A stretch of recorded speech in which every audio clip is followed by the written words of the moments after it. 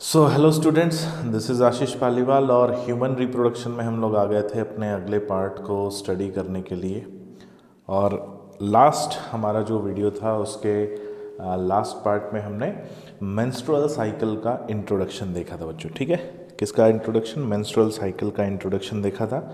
तो menstrual cycle के introduction में हमने आपसे डिस्कस किया था कि ये एक रिप्रोडक्टिव साइकिल है जो फीमेल प्राइमेट्स में पाई जाती है। ठीक है, जो फीमेल प्राइमेट्स में पाई जाती है और जितने भी प्राइमेट्स के अलावा मैमल्स हैं उनमें जो है, जो उन्हें नॉन प्राइमेट्स कहा जाता है और उनमें ईस्ट्रस साइकिल प्रेजेंट होती है। फिर मेंस्ट्रुअल साइकिल को जब डिटेल में हम लोग देखने वाले थे, उससे पहले उसका एक ओवरव्यू हमने बताया कि इसमें जो है ये 28 to 29 डे की साइकिल होती है और फीमेल में ये साइकिल जो है स्टार्ट होती है by reaching the age of puberty. Puberty की एज में पहुंचने पर ये साइकिल स्टार्ट होती है, लगभग 13 to 14 ईयर्स, है ना। और जब ये साइकिल स्टार्ट होती है then that condition is known as menarche. ठीक है, उसे मीनार्च कहते हैं। और ये साइकिल 50 ईयर्स तक रन करती है और 50 ईयर्स पर ये परमानेंटली सीज हो जाती है। और परमानेंटली जब सीज हो जाती है तो उसे मीनोपॉज कहते हैं। ठीक है, मीनोपॉज के बाद ये रिप्रोडक्टिव साइकिल रन नहीं करती है। लेकिन मीनार्च से लेके मीनोपॉज तक बीच में भी कई ऐसी सिचुएशंस आती हैं जब ये साइकिल टेम्परली स्टॉप हो जाती है, परमानेंटली नहीं, टेम्परली स्टॉप हो जाती है। किसी हार्मोनल डिसबैलेंस की वजह से भी हो सकती है और कुछ ऐसी फिजियोलॉजिकल, अगर हम बोलें कि इवेंट है, फिजियोलॉजिकल कंडीशंस होती हैं रिप्रोडक्शन में। ठीक है, रिप्रोडक्शन के समय। सो प्रेगनेंसी के टाइम पर ये जो साइकिल है ये टेम्परली बंद हो जाती है, टेम्परली स्टॉप हो जाती है, जिसे जेस्टेशनल एमनोरिया कहा जाता है। ठीक है, जेस्टेशनल एमनोरिया हम आगे देखेंगे। और लैक्टेशन यानी जब मिल्क सिक्रीशन होता है प्रेगनेंसी के बाद, बेबी के बर्थ के बाद जब तक मिल्क प्रोडक्शन होता है तब तक भी ये मेंस्ट्रुअल साइकिल टेम्परली स्टॉप पाई जाती है। और तब ये जो टेम्परली बंद होती है उसे लैक्टेशनल एमनोरिया कहते हैं। सो दो तरह का एमनोरिया है। एमनोरिया मतलब stoppage of menstrual cycle. Amenorrhoea का मतलब होता है जब मेंस्ट्रुअल साइकिल बंद हो, तो टेम्परली बंद होती है प्रेगनेंसी के समय और प्रेगनेंसी के बाद लैक्टेशन तक के समय में। तो प्रेगनेंसी में जब टेम्परली स्टॉप होती है उसे जेस्टेशनल एमनोरिया, और प्रेगनेंसी के बाद मिल्क सिक्रीशन जब तक होता है तब तक ये टेम्परली बंद पाई जाती है, जिसे हम लैक्टेशनल एमनोरिया कहते हैं। फिर हमने डिस्कस किया कि जो मेंस्ट्रुअल साइकिल है इसमें 3 phases, menstrual phase, follicular phase, और फॉलिकुलर फेज़ का ही एक इवेंट है ओवुलेटरी फेज़ जो 14th day of menstrual cycle पर होता है। और उसके बाद 15 से लेके 28 डे तक, यानी 14 डेज़ की ड्यूरेशन है किसकी? ल्यूटियल फेज़ की। ठीक है, तो ल्यूटियल फेज़ चलती है कब से? 15 से लेके 28th डे तक ये रन करती है। अब इस पूरी साइकिल में अगर हम देखें तो ये जो साइकिल है इसमें कई इवेंट्स होते हैं और उसी इवेंट्स की वजह से ये अलग अलग फेजेस को नाम दिया गया है। चलिए देखते हैं एक एक करके इन इवेंट्स को और इनमें जो फेजेस हैं उन फेजेस में क्या क्या चेंजेस पाए जाते हैं।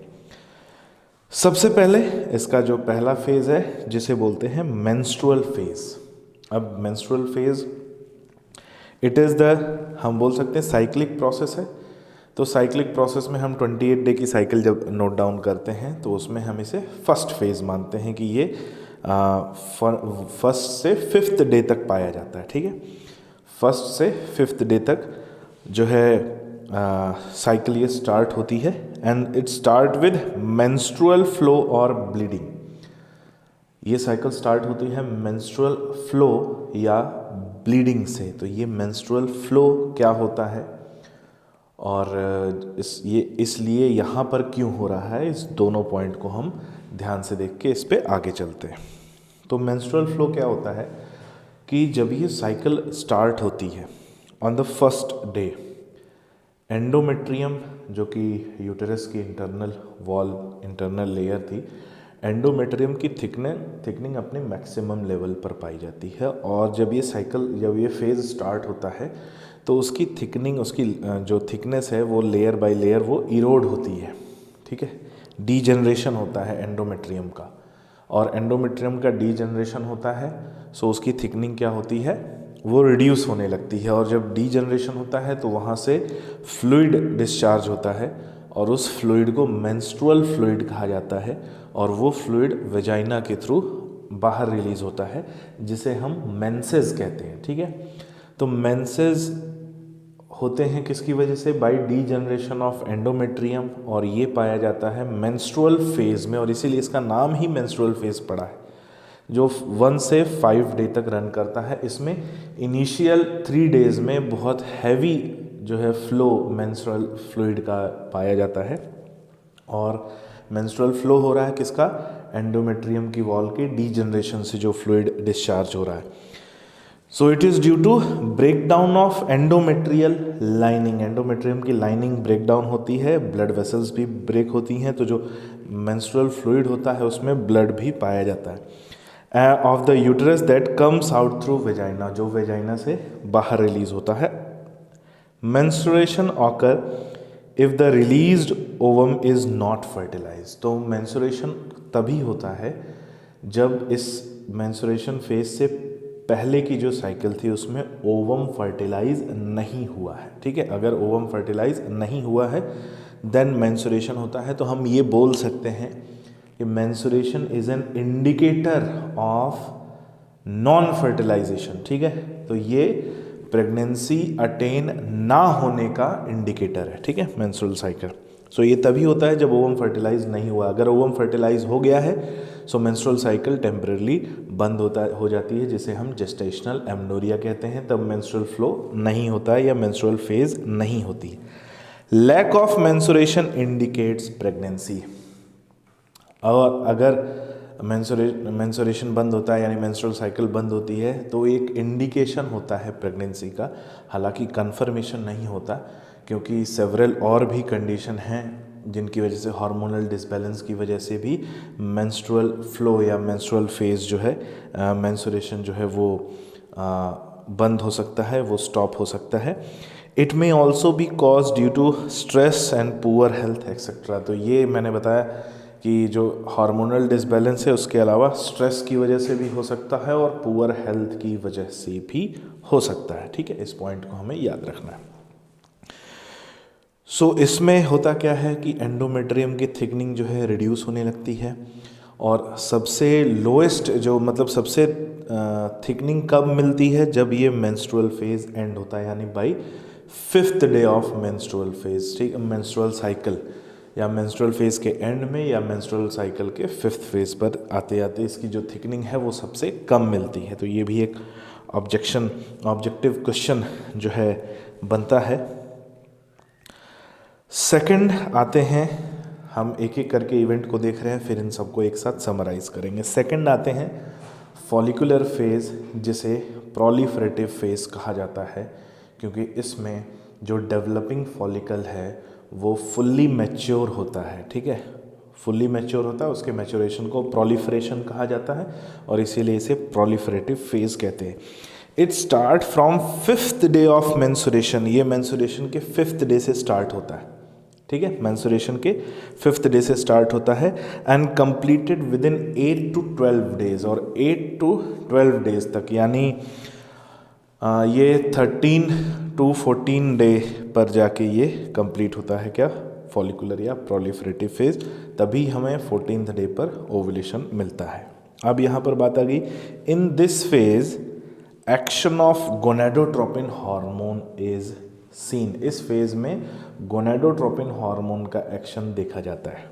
क्या देखा जाता है, जैसे गोनेडोट्रोपिन हार्मोन जो पिट्यूटरी हार्मोन होते हैं, 2 तरह के होते हैं, FSH और LH। FSH stands for follicle stimulating hormone and LH stand for luteinising hormone. इन दोनों को एक साथ गोनेडोट्रोपिन हार्मोन कहा जाता है और दोनों का एक्शन अलग अलग होता है।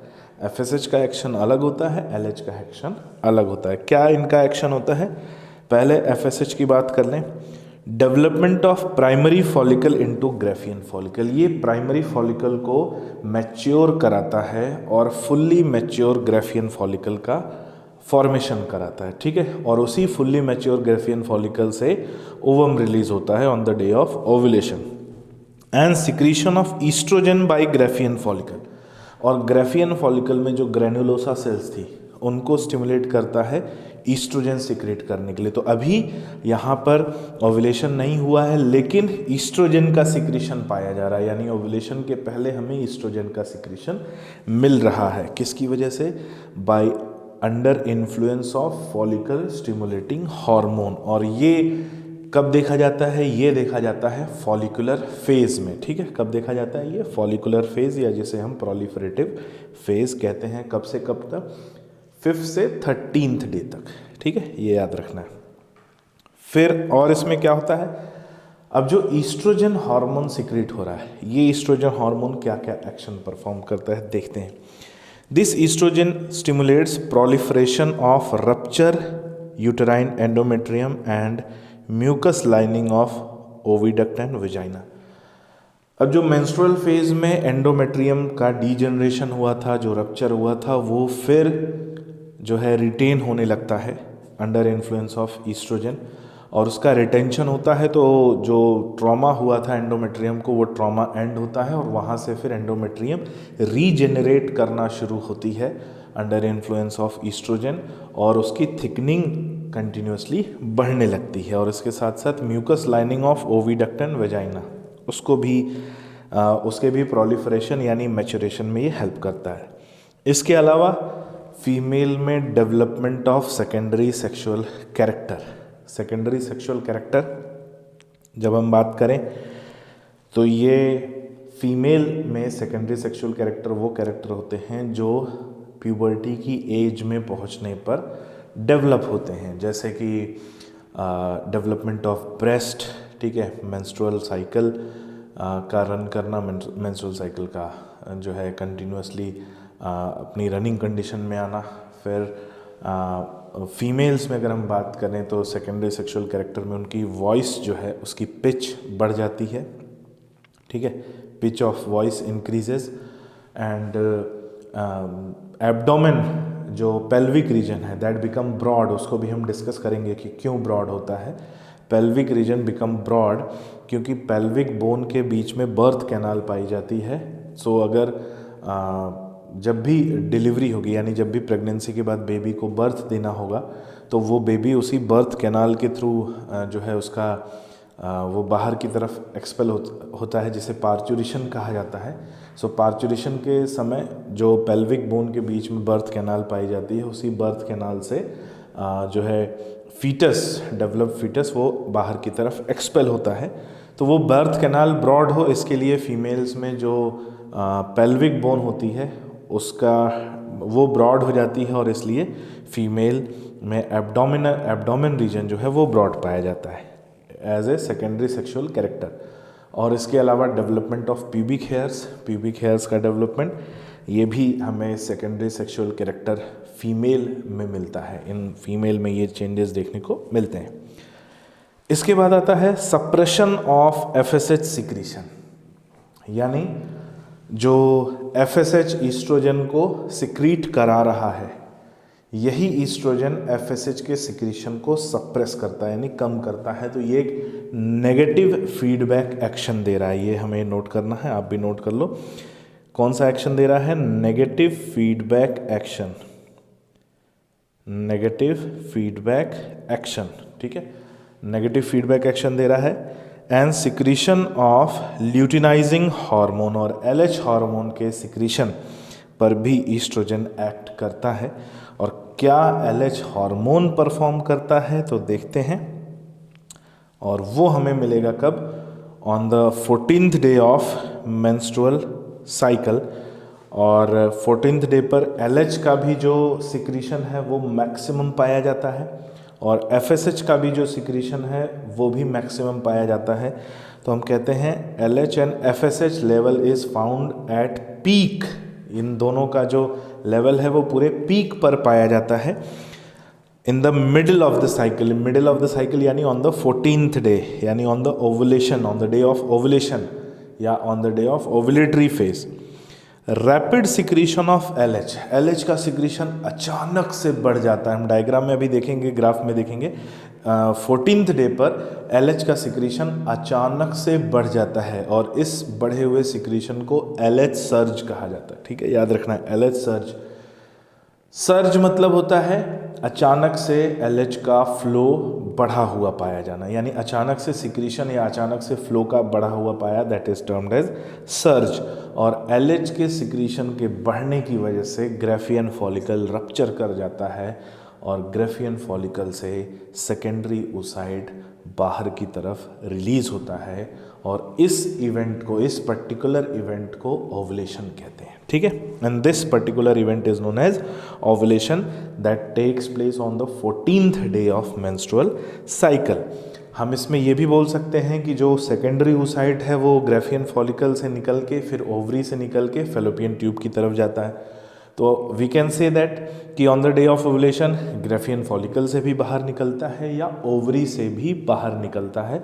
तो ये दोनों स्टेटमेंट अपने आप में सही है कि 14th डे पर सेकेंडरी ओसाइड ग्राफियन फॉलिकल से भी बाहर निकलता है और ओवरी से भी बाहर निकलता है। ठीक है, ये दोनों पॉइंट हमें याद रखने हैं।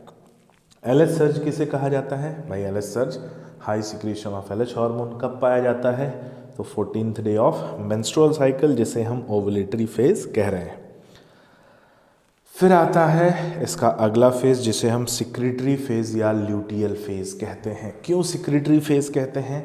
क्योंकि इसमें एक बड़ा ही खास हार्मोन सिक्रीट होता है जिसका नाम है प्रोजेस्टेरॉन। और ये हार्मोन कैसे सिक्रीट होता है? जब भी ग्राफियन फॉलिकल रप्चर हुआ, ठीक है, ग्राफियन फॉलिकल सपोज करिए 14th डे पर रप्चर हुआ, रप्चर होता है तो उसकी जो अंदर की कैविटी है उसमें ब्लड जो है वो फिल हो जाता है। तो रप्चर्ड ग्राफियन फॉलिकल में ब्लड फिल्ड कैविटी, और अब ये जो स्ट्रक्चर है इस स्ट्रक्चर को कहा जाता है कॉर्पस हेमोरेजिका। क्या कहा जाता है? कॉर्पस हेमोरेजिका। 14th डे पर ये मतलब बहुत शॉर्ट टाइम के लिए ये स्टेज पाई जाती है और कॉर्पस हेमोरेजिका तुरंत फिर चेंज हो जाता है किसमें? कॉर्पस ल्यूटियम में। और कॉर्पस ल्यूटियम हमें सिक्रीटरी फेज के दिन मिलता है, यानी ओवुलेशन हुआ, ग्राफियन फॉलिकल चेंज हुआ कॉर्पस हेमोरेजिका में, और कॉर्पस हेमोरेजिका फिर चेंज हो जाता है किसमें? कॉर्पस ल्यूटियम में। और जैसे ही कॉर्पस ल्यूटियम में चेंज हो जाता है, corpus luteum start secreting progesterone hormone. ये प्रोजेस्टेरॉन हार्मोन सिक्रेट करना शुरू कर देता है। ठीक है, और ये मेजर एक एंडोक्राइन स्ट्रक्चर है, हार्मोन सिक्रेटिंग स्ट्रक्चर है कॉर्पस ल्यूटियम, और सिक्रीशन कर रहा है, इसलिए इसे सिक्रेटरी फेज कहते हैं। और कौन सिक्रीशन कर रहा है? कॉर्पस ल्यूटियम सिक्रीशन कर रहा है, इसलिए इसे ल्यूटियल फेज भी कहते हैं। ठीक है, 15 से 28 डे तक की ये साइकिल होती है, यानी 14 डे, यानी पूरे मेंस्ट्रुअल साइकिल का half duration. After ovulation Graafian follicle is transformed into a yellow endocrine mass that is known as corpus luteum. तो ये डायरेक्टली ट्रांसफॉर्म नहीं होता, ग्राफियन फॉलिकल ट्रांसफॉर्म होता है एक अनस्टेबल स्टेज में जिसे कॉर्पस हेमोरेजिका कहते हैं, और कॉर्पस हेमोरेजिका फिर चेंज होता है कॉर्पस ल्यूटियम में। It secretes progesterone. अब यहाँ पे एक बात आ गई कि इट सिक्रीट प्रोजेस्टेरॉन। तो प्रोजेस्टेरॉन केवल प्रोजेस्टेरॉन सिक्रीट नहीं करता, पहले ये प्रोजेस्टेरॉन सिक्रीट करता है, आगे कुछ दिनों बाद ईस्ट्रोजन भी सिक्रीट करता है। ठीक है, सो प्रोजेस्टेरॉन और ईस्ट्रोजन दोनों का सिक्रीशन पाया जाता है, लेकिन यहाँ पर मेन आ जाता है प्रोजेस्टेरॉन, क्योंकि उसका एक्शन यहाँ पर बहुत इंपॉर्टेंट है। क्या इंपॉर्टेंट है? So by the action of progesterone endometrium attain maximum vascularity, thickness and softness, thus the uterus get ready for implantation। तो प्रोजेस्टेरॉन का जैसे ही सिक्रीशन होता है वो एंडोमेट्रियम की थिकनिंग को बढ़ाता है, एंडोमेट्रियम को दोबारा से, और अभी तो ईस्ट्रोजन हेल्प कर रहा था, ईस्ट्रोजन उसकी थिकनिंग को बढ़ा रहा था, अब उसकी थिकनिंग को और रैपिडली बढ़ाता है कौन? प्रोजेस्टेरॉन। प्रोजेस्टेरॉन उसकी थिकनिंग को बढ़ाता है और एंडोमेट्रियम की थिकनिंग अपने पीक पर पहुंचने लगती है, and that endometrium gets ready for implantation. Endometrium को इम्प्लांटेशन के लिए रेडी करता है कौन? Progesterone. FSH secretion is inhibited. तो प्रोजेस्टेरॉन जब सिक्रेट हुआ, ईस्ट्रोजन सिक्रेट हुआ, उसने भी इनहिबिट किया, प्रोजेस्टेरॉन सिक्रेट होता है वो भी इनहिबिट करता है। And FSH secretion is inhibited to prevent development of second ovarian follicle. तो एफएसएच का सिक्रीशन इनहिबिट होता है जिससे एक साइकिल में केवल एक ही बार ओवुलेशन होता है और एक ही सेकेंडरी oocyte जो है रिलीज होता है। इसके अलावा दूसरा कोई सेकेंडरी oocyte इस समय रिलीज नहीं होता। और ये भी कौन कंट्रोल करता है? प्रोजेस्टेरॉन हार्मोन कंट्रोल करता है। तो याद रखना, ओवुलेशन के पहले जो स्ट्रक्चर ग्रेफियन फॉलिकल था, ओवुलेशन के बाद वही बन जाता है कॉर्पस ल्यूटियम। ठीक है, फिर सिक्रेटरी फेज के बारे में और क्या पॉइंट आते हैं? ये जो प्रोजेस्टेरॉन हार्मोन है कुछ और भी फंक्शन परफॉर्म करता है। ड्यूरिंग प्रेगनेंसी, हम देखेंगे अभी, during pregnancy all events of menstrual cycle stops and there is no menstruation.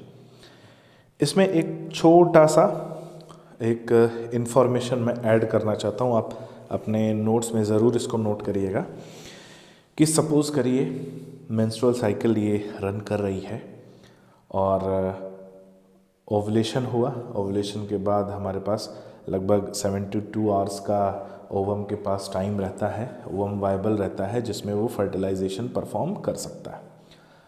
If we suppose कि फर्टिलाइजेशन नहीं होता, अगर हम ये मान लेते हैं कि फर्टिलाइजेशन नहीं हो रहा है, तो क्या होता है? तो 72 आवर्स के बाद जो ओवम है वो डीजेनरेट कर जाता है और जो मेंस्ट्रुअल साइकिल जो ल्यूटियल फेज रन कर रहा था वो 28th या 29th डे पर वो स्टॉप हो जाता है और दोबारा से मेंस्ट्रुअल फेज स्टार्ट हो जाता है। इसको हम अभी ग्राफ में देखेंगे। बट अगर फर्टिलाइजेशन पॉसिबल होता है, फर्टिलाइजेशन टेक्स प्लेस, अगर फर्टिलाइजेशन यहाँ पॉसिबल होता है तो क्या होता है? Then this luteal phase remain functional. ये ल्यूटियल फेज जो है ये मेंटेन रहती है। कब तक मेंटेन रहती है? Whole during the duration of pregnancy, पूरी प्रेगनेंसी के ड्यूरेशन में मेंटेन रहती है। तब इसका जो स्पैन है वो 14 डे का नहीं रहता, इसका स्पैन तब बढ़ के 260 से 267 डेज तक पहुंच जाता है। तो पूरी प्रेगनेंसी में ये जो कॉर्पस ल्यूटियम है ये फंक्शनल रहता है और प्रोजेस्टेरॉन हार्मोन सिक्रीट करता रहता है। ये पॉइंट को याद रखना। और जब ये हार्मोन सिक्रीट करता रहेगा यानी ल्यूटियल फेज प्रोलॉन्ग चलेगी पूरे प्रेगनेंसी के समय, तो दोबारा से मेंस्ट्रुअल फेज आएगी नहीं, और दोबारा से मेंस्ट्रुअल फेज आएगी नहीं यानी मेंस्ट्रुअल साइकिल उस समय टेम्परेरी बंद हो जाएगी, जिसे हम जेस्टेशनल एमनोरिया कह रहे थे। ठीक है, और प्रेगनेंसी को मेंटेन करने का काम भी प्रोजेस्टेरॉन का है।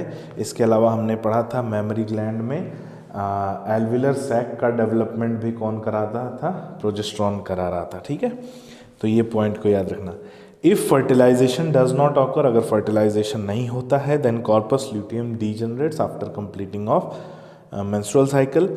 It causes disintegration of endometrium, यानी जिसमें एंडोमेट्रियम की थिकनिंग दोबारा से बढ़ने लगती है। And it leads to a next menstruation and new cycle, और जब ये एंड होगा उसके बाद एक नेक्स्ट मेंस्ट्रुएशन यानी मेंस्ट्रुअल फेज दोबारा से स्टार्ट होगा और एक नई साइकिल स्टार्ट होगी।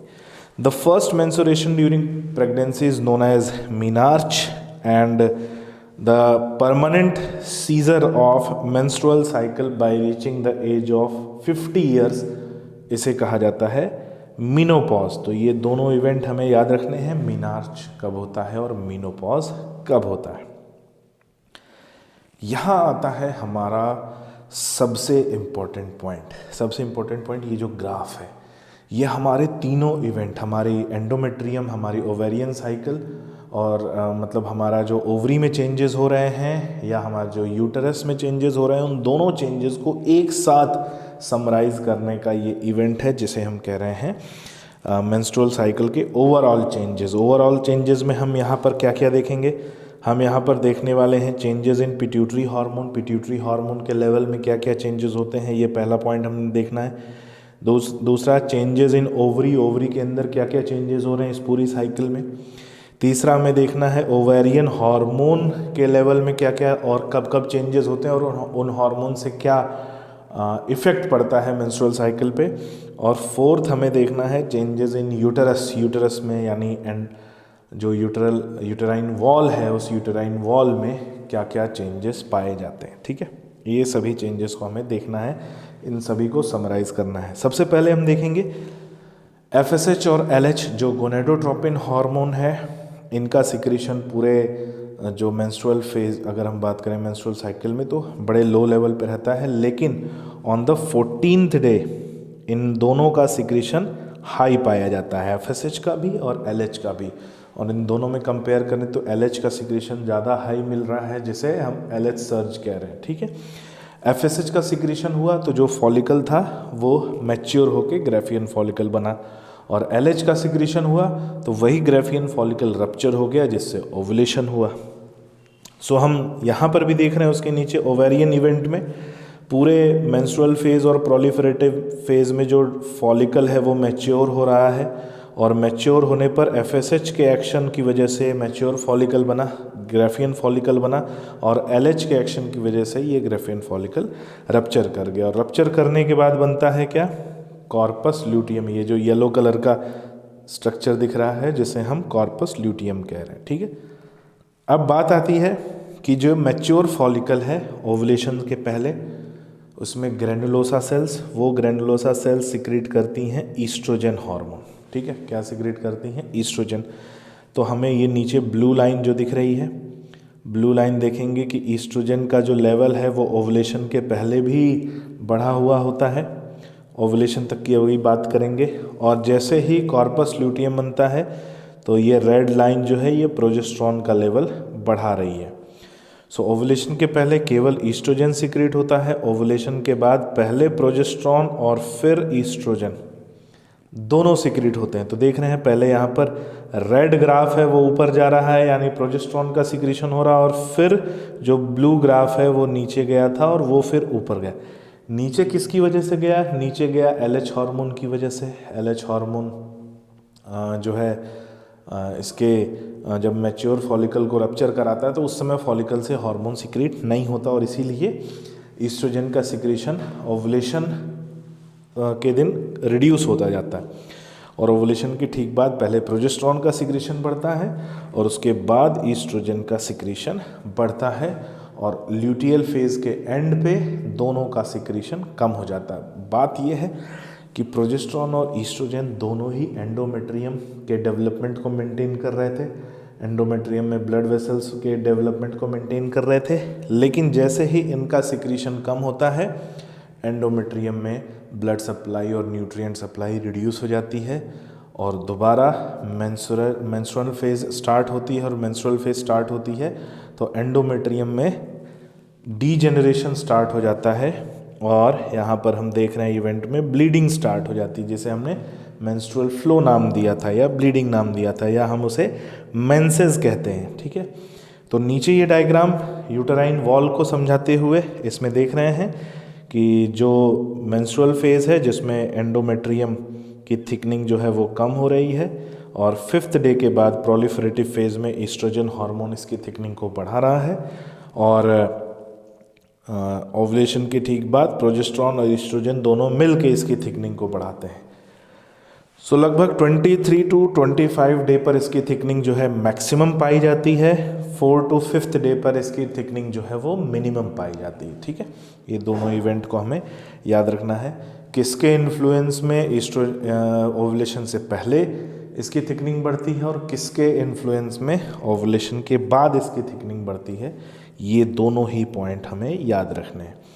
कॉर्पस ल्यूटियम, फिर जो ल्यूटियल फेज एंड होता है, then this corpus luteum become non functional, and luteal phase के एंड पर ये नॉन फंक्शनल हो जाता है और इसका नाम कॉर्पस एल्बिकेंस हो जाता है, ठीक है। डीजेनरेटेड या degenerating non functional corpus luteum is known as corpus albicans. तो हम यहाँ पे रिप्रेसिंग कॉर्पस ल्यूटियम जो कह रहे हैं ये एग्जैक्टली क्या कहलाता है, कॉर्पस एल्बिकेंस,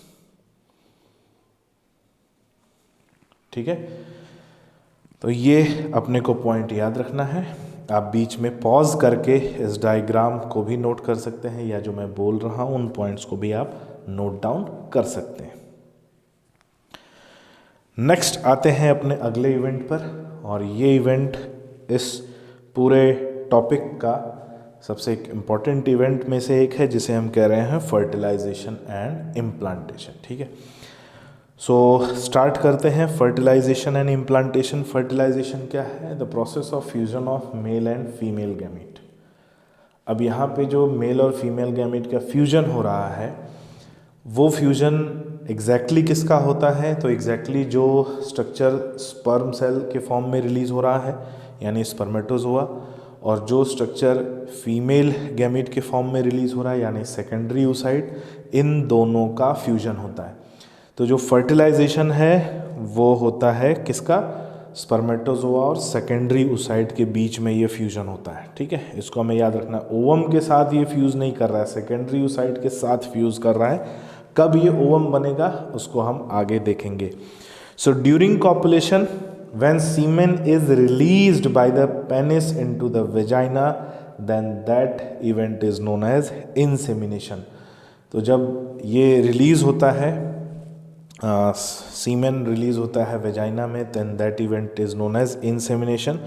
और इंसेमिनेशन में इंसेमिनेशन होने के बाद ये स्पर्म जो है वहाँ पहुँचने के बाद उसका जो अल्कलाइन पीएच मीडियम है वो भी ज़रूरी होता है। तो यूटरस या वेजाइना को भी अल्कलाइन होना पड़ता है किसके लिए? स्पर्म की मोटिलिटी को या स्पर्म के पीएच को मेंटेन कर रखने के लिए। And then sperm starts moving towards cervical canal and uterus. ठीक है, स्पर्म रिलीज हुआ वेजाइना में, cervical canal, uterus and uterus से इस्थमस। अब बात एक पॉइंट यहाँ पे आ जाता है। अगर हम फीमेल रिप्रोडक्टिव का सिस्टम का स्ट्रक्चर देखें तो वहाँ पे एक इन्वर्टेड पियर शेप जो है यूटरस है और उससे लगी हुई 2 फैलोपियन ट्यूब है। एक पॉइंट याद रखना है कि जब भी ओवुलेशन होता है तो एक साइकिल में एक ओवरी से ओवम रिलीज होता है और नेक्स्ट साइकिल में दूसरी जो सेकेंड ओवरी है उससे ओवम रिलीज होता है, और ओवम का रिलीज होना अल्टरनेट पाया जाता है। तो अब स्पर्म को कैसे पता चलेगा? How will the sperm know that it has to move towards left Fallopian tube और राइट फैलोपियन ट्यूब? ठीक है, तो ये कैसे पता चलेगा भाई कि स्पर्म के पास तो कोई ऐसा जीपीएस या नेविगेशन है नहीं कि उसने लोकेशन शेयर करी है कि हम भाई लेफ़्ट फैलोपियन ट्यूब या राइट फैलोपियन ट्यूब की तरफ हैं। तो ये जो नेविगेशन का काम है, ठीक है, नेविगेशन का काम कैसे होता है ध्यान से सुनना। हमने जो प्रोस्टेट फ्लूइड की बात कही थी, प्रोस्टेट फ्लूइड और सेमिनल फ्लूइड की बात कही थी, तो सेमिनल वेसिकल जो सेमिनल फ्लूइड सिक्रीट करते हैं उसमें प्रोस्टाग्लैंडिन पाया जाता है। ठीक है, वो प्रोस्टाग्लैंडिन 2 काम करता है। मैच्योर स्पर्मेटोजोआ को एक्टिवेट करता है जिससे वो मोटाइल हो जाए, और दूसरा यूटरस को स्टिमुलेट करता है जिससे कि यूटरस में कॉन्ट्रैक्शन हो, और यूटरस में कॉन्ट्रैक्शन से यूटरस स्पर्म को या सीमेन को उस फैलोपियन ट्यूब की तरफ नेविगेट करे जहां ओवम रिलीज हुआ है। ठीक है, तो ये याद रखना कि नेविगेशन का स्टिमुलस भी प्रोस्टाग्लैंडिन ही देता है, और प्रोस्टाग्लैंडिन देता है तो यूटरस में कॉन्ट्रैक्शन होता है, एक तरह का पेरिस्टाल्टिक मूवमेंट है। यूटरस में कॉन्ट्रैक्शन होता है जिससे सीमेन उसी फैलोपियन ट्यूब लेफ्ट या राइट फैलोपियन ट्यूब की तरफ प्रोजेक्ट होता है जहाँ पे ओवुलेशन से ओवम रिलीज हुआ है, and ovum is there present for ovulation, और जहाँ ओवम अभी भी ओवुलेशन के लिए प्रेजेंट है। तो यूटरस से इस्थमस तक पहुँचाने का काम भाई किसका है? यूटरस और प्रोस्टाग्लैंडिन करते हैं। और इस्थमस से एम्पुला, एम्पुला इज़ द जो है broadest part of fallopian tube, और यही वो साइट है जहाँ पर फर्टिलाइजेशन होता है, क्योंकि यहाँ पर पहले से ही ओवम अवेलेबल होगा, और यदि ओवम अवेलेबल होगा तभी ये फर्टिलाइजेशन होगा। तो स्पर्म जो है वो वेजाइना से आता है एम्पुला तक, और ओवम जो है वो ओवरी से आता है कहाँ तक? एम्पुला तक। और एम्पुला में then fusion of both these male and female gamete takes place, यानी फैलोपियन ट्यूब में fusion of both these male and female gamete takes place. So fusion of sperm with ovum कह रहा है यहाँ पे, ये ओवम एग्जैक्टली समझाने के लिए है कि भाई ओवम के साथ फ्यूज़न हो रहा है, लेकिन टेक्निकली हमें मालूम है कि ये ओवम ना हो कि ये क्या है, सेकेंडरी oocyte है। ठीक है, ये क्या है, सेकेंडरी oocyte है, हमें ये याद रखना है। और it occur in ampulla of fallopian tube, fallopian tube के एम्पुला में हो रहा है। मैं बार बार इसलिए बोल रहा हूँ क्योंकि जितने लोग ओल्ड एनसीईआरटी से पढ़ रहे हो अगर, तो ओल्ड एनसीईआरटी में यहाँ पे इस्थमिक एम्पुलरी रीजन लिखा है, लेकिन उसको नहीं पढ़ना, वो करेक्शन हो चुका है 2018 में, वो एम्पुला है। ठीक है, सो एम्पुला में फर्टिलाइजेशन होता है, ampulla part of fallopian tube में।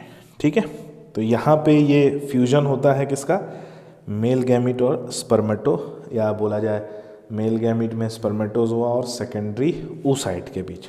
अब बात आती है कि जब ये फ्यूजन होता है तो ये फ्यूजन कैसे होता है और कैसे जाइगोट बनता है, इसका एक थोड़ा सा इलेबोरेटेड इवेंट है। सो इलेबोरेटेड इवेंट कैसे है, सपोज करते हैं फेलोपियन ट्यूब में एक सेकेंडरी oocyte है, लार्जेस्ट सेल है ह्यूमन बॉडी की, फीमेल की बॉडी की, और स्पर्मेटोजोआ है।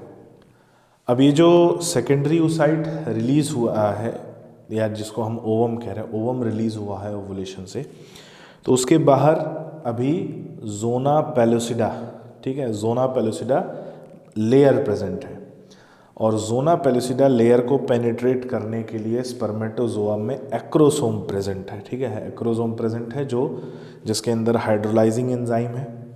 लेकिन ये ऐसा नहीं कि जाते ही जो जोना पेलोसिडा है उसमें उसको पेनिट्रेट कर देगा और स्पर्मेटोजोआ उसके अंदर घुस जाएगा, ऐसा नहीं होता, ऐसा एकदम नहीं होता।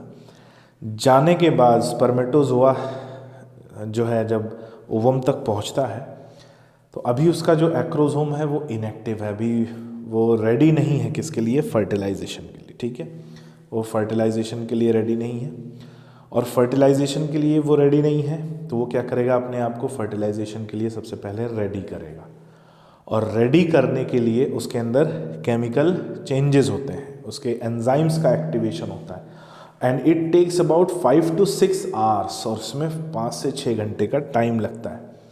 And this process of making spermatozoa ready for penetration in zona pellucida is termed as capacitation. ठीक है, तो इसे हम कहते हैं क्या, कैपेसिटेशन।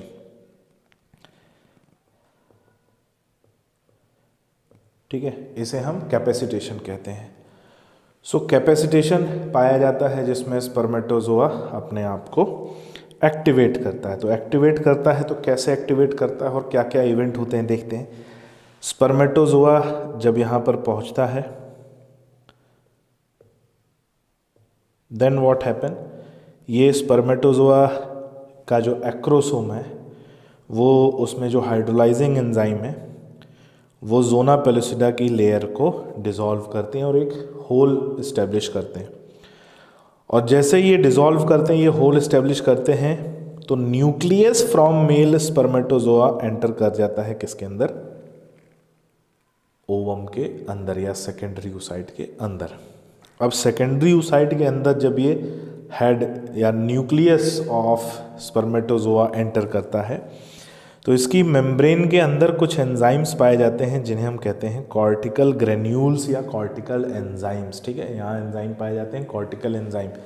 ये कॉर्टिकल एंजाइम एक्टिवेट होते हैं और एक्टिवेट होने के बाद ये पूरी जोना पेलोसिडा को इम्परमिएबल बना देते हैं, जिससे कि कोई दूसरा स्पर्मेटोजोआ इसे न पेनिट्रेट कर पाए और ना इसमें एंटर कर पाए। ठीक है, तो इवेंट कैसा हुआ, एक्रोसोम एक्टिवेट हुआ, एक्रोसोम एक्टिवेट होने के बाद हाइड्रोलाइजिंग एंजाइम रिलीज किया, हाइड्रोलाइजिंग एंजाइम ने जोना पेलोसिडा को पेनिट्रेट किया, पेनिट्रेट के बाद न्यूक्लियस स्पर्मेटोजोआ से साइटोप्लाज्म में मूव गया, न्यूक्लियस के जाते ही वहाँ पर प्रेजेंट कॉर्टिकल एंजाइम एक्टिवेट हो जाते हैं और वो पूरी मेम्ब्रेन को इम्परमिएबल बना देते हैं, जिससे कोई दूसरा स्पर्मेटोजोआ एंटर ना कर पाए, और इस इवेंट को कॉर्टिकल एक्टिविटी बोला जाता है। ठीक है, इस इवेंट को क्या कहते हैं, कॉर्टिकल एक्टिविटी।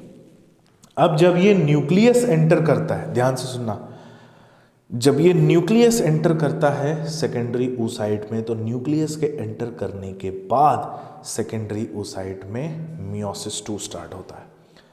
और जो सेकेंडरी oocyte का न्यूक्लियस है वो अब मियोसिस 2 परफॉर्म करता है और अब वो ओवम बन जाता है।